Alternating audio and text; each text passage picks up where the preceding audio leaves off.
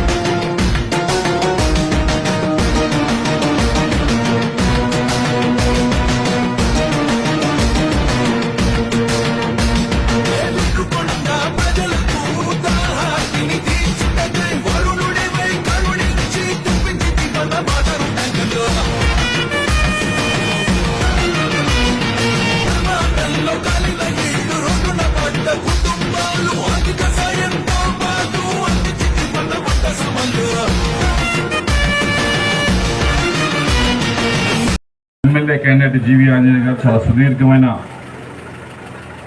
ఉపన్యాసం చేశారు. అన్ని విషయాలపైన మాట్లాడటం జరిగింది. నేను అంతసేపు మాట్లాడను, చాలా తక్కువ సేపులో ముగిస్తాను. 5 సంవత్సరాలు ఎవరికైనా, ఎమ్మెల్యేకైనా, ఎంపీకైనా, చీఫ్ మినిస్టర్కైనా, ప్రైమ్ మినిస్టర్కైనా, ఎవరికైనా 5 సంవత్సరాల తర్వాత మళ్ళీ మీ దగ్గర రావాలి. బాగా చేస్తే ఓటేస్తారు, బాగా చేయకపోతే చీపో అంటారు. కానీ 5 సంవత్సరాల్లో అధికారం ఉన్నప్పుడు ఏం చేసాం, ఏ విధంగా ఉన్నాం, ఏ విధంగా ప్రవర్తించాం, ఏ విధంగా మాట్లాడామనే దానిపైనే మనం ఓటు అడిగేటప్పుడు ప్రజలు కూడా ఆ విధంగానే మన గురించి ఆలోచిస్తారు, మాట్లాడతారు, రిసీవ్ చేసుకుంటారు. ఈ 5 సంవత్సరాలు కూడా మా వైపు నుంచి నేను ఎక్కడా కూడా వాళ్ళని తిట్టడానికి, వీళ్ళని తిట్టడానికి, లేకపోతే బూతులు తిట్టడానికి, బెదిరించడానికి, కేసులు పెట్టడానికి, ఎవరైనా కొద్దిగా ఎక్కువ మాట్లాడితే కేసులు పెట్టి లోపల ఇచ్చడానికి అయితే నా సమయం కేటాయించలే. ఈ 5 సంవత్సరాలు ఈ ప్రాంతానికి సంబంధించి మనం చేసుకోగలిగింది, ఏదైతే గుంటూరు నుంచి వినుకొండ హైవే ఉందో అది శాంక్షన్ చేయించుకోగలిగాం. ఇక్కడ నుంచి దగ్గరే మీకు శాంక్షన్ చేయించుకోగలిగాం. దాని ల్యాండ్ ఎక్విజిషన్ కూడా చేస్తూ ఉన్నారు. టెండర్ కూడా అయిపోయింది, అది పనులు కూడా స్టార్ట్ అయిపోతున్నాయి. దానివల్ల రైతులకు ఉపయోగం, మీ సరుకుని మిర్చి ఆడికి వాటికి తీసుకుపోవడానికి, గుంటూరు తీసుకుపోవడానికి, ఎవరికైనా ఒంట్లో బాగుపోతే నర్సరావుపేట అటు పోవడానికి మీకు ఉపయోగం. ఇలా అన్ని విధాలుగా ఉపయోగం. రెండవది, అండర్ పాస్ ఒకటి చేయించగలిగాం. ఇక్కడ రైల్వే అండర్ పాస్ ఒకటి చేయించగలిగాం. ఇవన్నీ కూడా సరే, నియోజకవర్గంలో, పార్లమెంట్ నియోజకవర్గం చాలా చేసుకోగలిగాం. కానీ ఈ ప్రాంతానికి సంబంధించి ఈ రెండు పనులు చేసాం.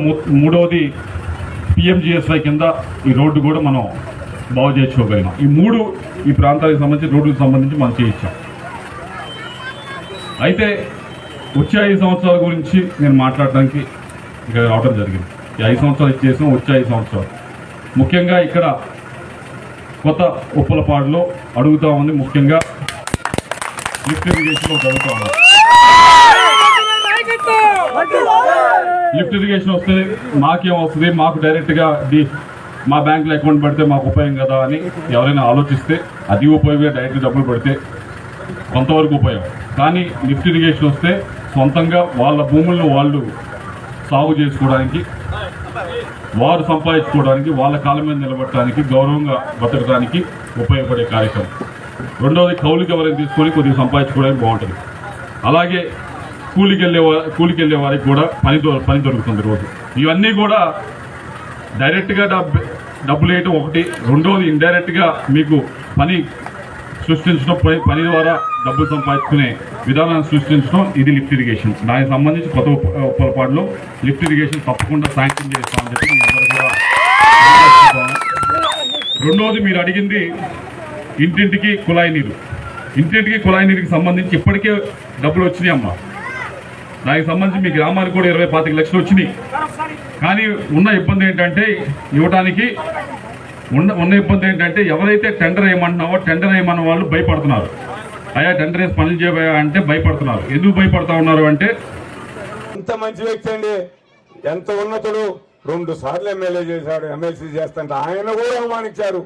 పోయిన ఎన్నికల్లో మీకు తెలుసుగా మల్లికార్జునరావు, దంగా కృష్ణమూర్తి గారు, అదేవిధంగా లావు శ్రీకృష్ణదేవరాయలు గారు ఆ వైపు నుంచి వచ్చాం. మరలా ఈ వైపు ఎందుకు వచ్చామే? అహంకారం, ఎమ్మెల్యేల అహంకారం, దుర్మార్గం. ఈ దుర్మార్గాన్ని తట్టుకోలేక అక్కడ ఉన్నటువంటి కాసువారిది, ఇక్కడ ఉన్నటువంటి బ్రహ్మనాయుడు తట్టుకోలేక ఆత్మాభిమానంతో బతకాలని మేము ఈ పార్టీలోకి వచ్చాం. మంచి అభ్యర్థులు ఇరువురు, ఈ అభ్యర్థులు ఇరువురు ద్వారా మంచి మెజార్టీతో గెలిపించాలని ఈ సందర్భంగా కోరుతూ మన ఎమ్మెల్సీ గారు అయినటువంటి సంగా కృష్ణమూర్తి గారి గురించి మరి ఆయన 4 మాటలు మాట్లాడతారని ఈ సందర్భంగా తెలియజేస్తారు.